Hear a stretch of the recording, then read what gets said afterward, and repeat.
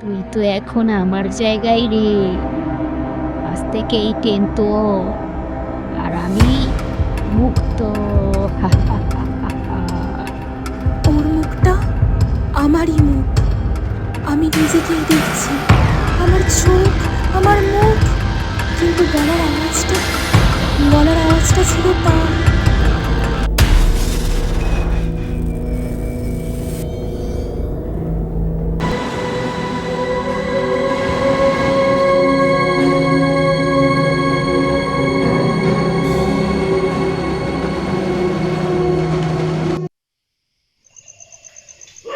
রাত 11:58। চারপাশে একটা স্টেশন ছাড়া কিছুই নেই। শেষ ট্রেনটা ধরার জন্য আমি এখানে একা। সবাই বলেছিল এই স্টেশনটা অভিশপ্ত, কিন্তু আমি কি এসব বিশ্বাস করি? আপনি এত রাতে এই নির্জন স্টেশনে কি করছেন? এই ট্রেন যাদের নিয়ে যায় তারা আর ফিরে আসে না। মানে, আপনি মজা করছেন, তাই তো? মোজা নয়, সব সত্যি। বাঁচতে চাইলে এখনই এখান থেকে ফিরে যান।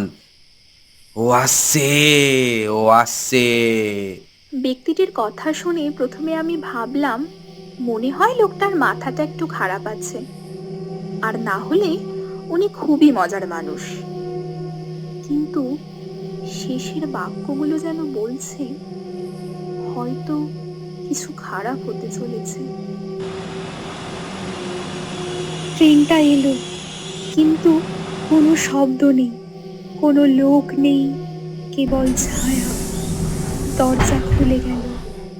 আমি একটু দুঃসাহস দেখিয়ে ট্রেনে উঠে পড়লাম। ট্রেনের ভেতরে কেউ নেই, জানালার বাইরে কেবল অন্ধকার। আমি একটা সিটে বসে রইলাম, আর তখনই এক ছায়া আবার পাশে এসে বসলো। তুই তো এখন আমার জায়গায় রে।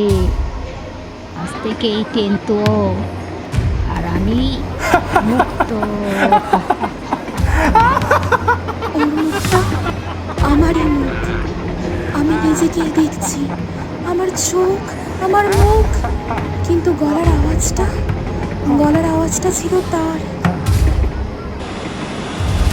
ট্রেন থেমে গেল, দরজা খুলে গেল আবার।